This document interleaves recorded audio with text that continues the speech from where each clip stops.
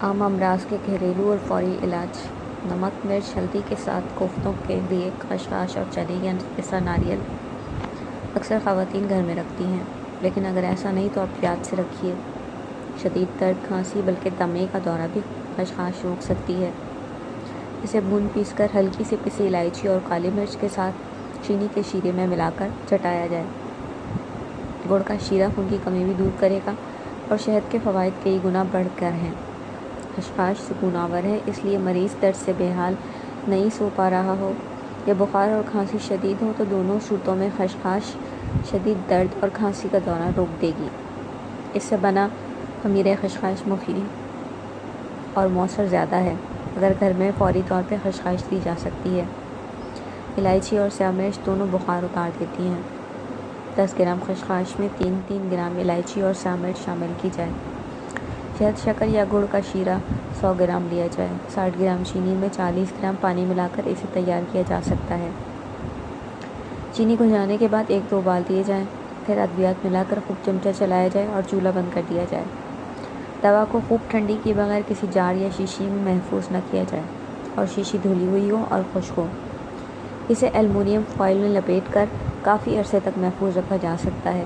بچوں کو 1 چائے کا چمچ جبکہ بڑوں کو 2 چائے کے چمچ دیے جائیں۔ 2 سال سے چھوٹے بچوں کو آدھا چائے کا چمچ تک دیا جا سکتا ہے۔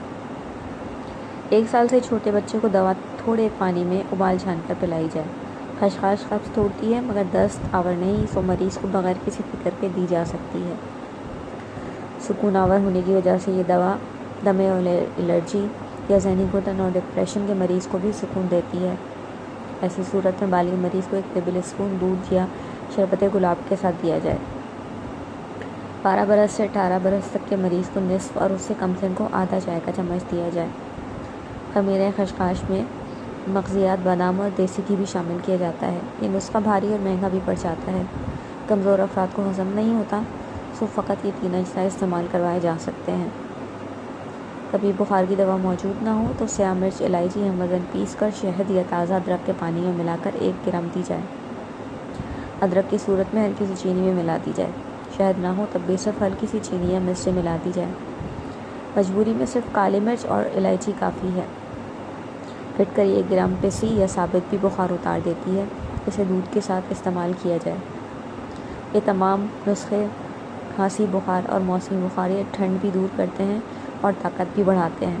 ان کی کوئی سائیڈ ایفیکٹ یا آفٹر ایفیکٹس نہیں ہے کیونکہ یہ تمام کی تمام اشیاء کچن میں روزمرہ استعمال کی جاتی ہیں۔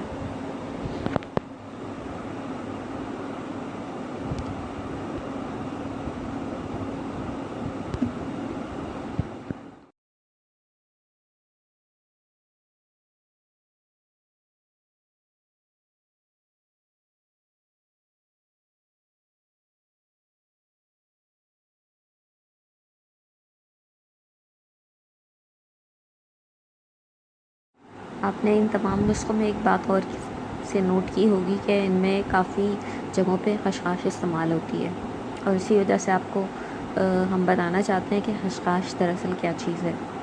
خشخاش جو ہے یہ بہت قدیم زمانے سے معروف رہی ہے اور اس کا ذائقہ جو ہے وہ بادام کی طرح سے ہوتا ہے، لیکن عام حالت میں اس کو پیسنا آسان نہیں ہے جب تک کہ اس کو بھون نہ لیا جائے یا دھوپ میں خوب اچھی طرح سکھا نہ لیا جائے۔ یہ سکون دیتی ہے، یہ راز ظاہر ہے صدیوں میں ہی دھیرے دھیرے انسانوں نے کسی طرح سے جان لیا۔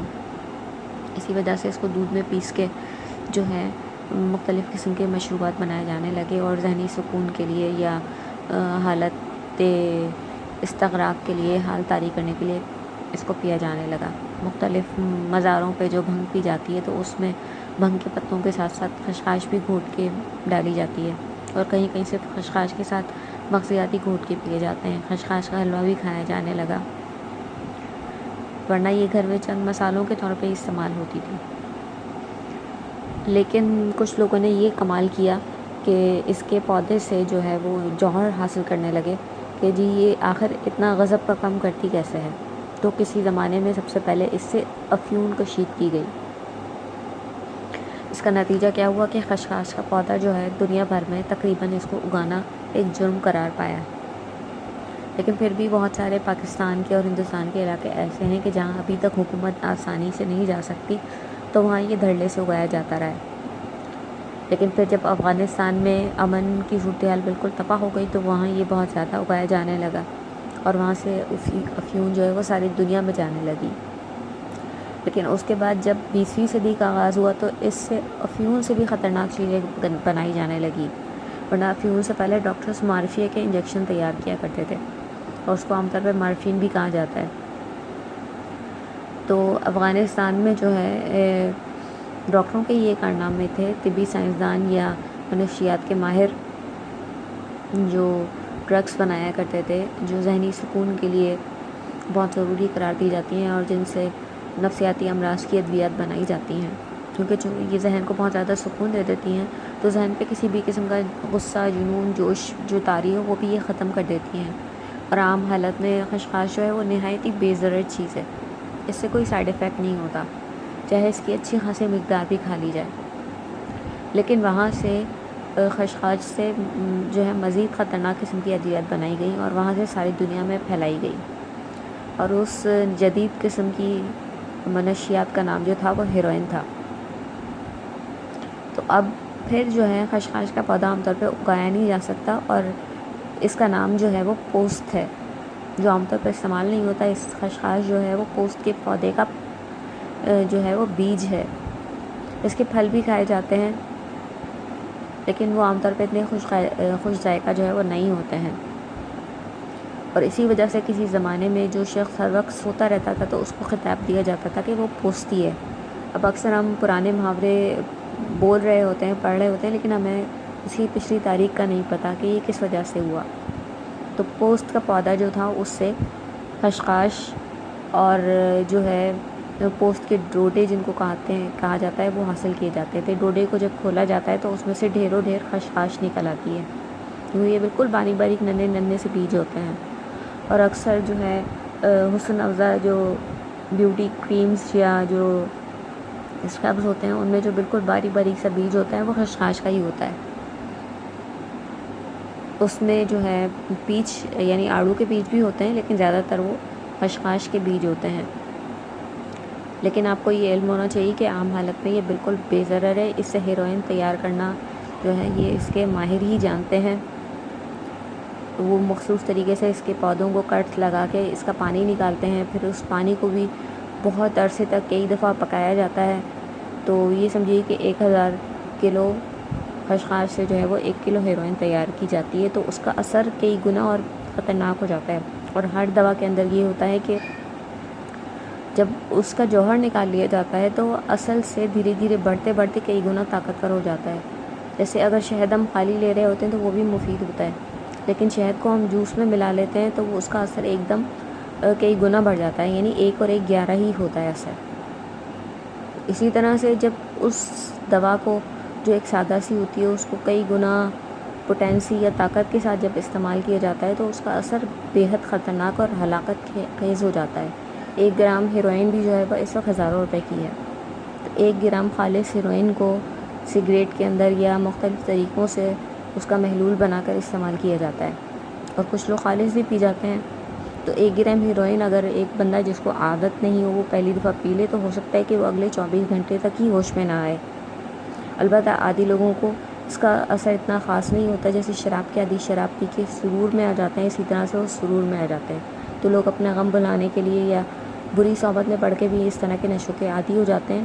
لیکن جب خالص حالت میں یہ جسم کو شفا دیتا ہے تو کیمیائی اجزاء سے اس کی مصنوعی طریقے سے جو طاقت بڑھائی جاتی ہے تو وہ جگر اور تقریباً سارے جسم کو دھیرے دھیرے ناکارہ کرتی جاتی ہے۔ جگر کی یہ خوبی ہے کہ یہ بہت عرصے تک خراب نہیں ہوتا جب تک کہ انسان انتہائی بے دردی سے اپنے جسم کو استعمال کرنے کا عادی نہ ہو، اور جب یہ خراب ہو جاتا ہے تو اس کو درست حالت میں لانا اتنا آسان نہیں ہوتا، اور ہیروئن جو ہے وہ جگر کو ہی دھیرے دھیرے ناکارہ بنا دیتی ہے، اور جگر کی بیماریاں اس وقت بھی تقریباً ناقابل علاج ہیں یا لا علاج امراض میں سے ایک ہیں۔ کسی بھی قسم کے نشے یا بری عادت سے اپنے اور اپنے گھر والوں کو بچانا ایک طریقے سے آپ کے اوپر شرعی اور اخلاقی لحاظ سے فرض ہے، یہ ایک اچھے شہری کی بھی ذمہ داری ہے، لیکن اس کا مطلب یہ بھی ہرگز نہیں کہ آپ مفید قسم کی اغذیہ کو بھی بغیر سوچے سمجھے جو ہے حرام قرار دے دیجیے۔ جیسے شراب انگور سے ہی بنتی ہے، لیکن انگور وہ میوہ ہے جس کا قرآن میں بھی ذکر آیا ہے۔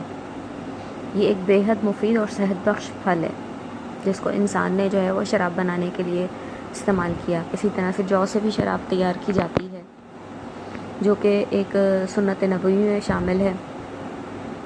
تو انسانوں کے غلط طریقے سے استعمال کرنے کا مطلب یہ ہرگز نہیں کہ ہم ان اشیاء کو چھوڑ دیں، البتہ اس کے غلط استعمال اور مصنوعی استعمال سے ہمیں پرہیز کرنا چاہیے۔ جب تک کہ کوئی قابل معالج یا باقاعدہ ایک رجسٹرڈ ادویات ہمیں فراہم نہ کی جائیں، ہمیں ہرگز بھی ان چیزوں سے تیار کردہ مصنوعی اشیاء کو استعمال نہیں کرنا چاہیے۔ اس وقت حکیم اجمل خان کے دواخانے کی ادویات ہوں یا طیبی یا اشرفی یا رجسٹرڈ حکیم، یہ لوگ وہی نسخے تیار کرتے ہیں عام طور پہ جن کی انہیں حکومت نے اجازت دی ہوتی ہے، یا ڈاکٹرز آخری مرحلے پہ پہنچے ہوئے مریضوں کو ہیروئن یا افیون کے نشے جو ہے وہ نشے کے انجیکشنز لگاتے ہیں، تو انہیں اس کی قانونی طور پہ اجازت دی جاتی ہے، تبھی وہ استعمال کرتے ہیں۔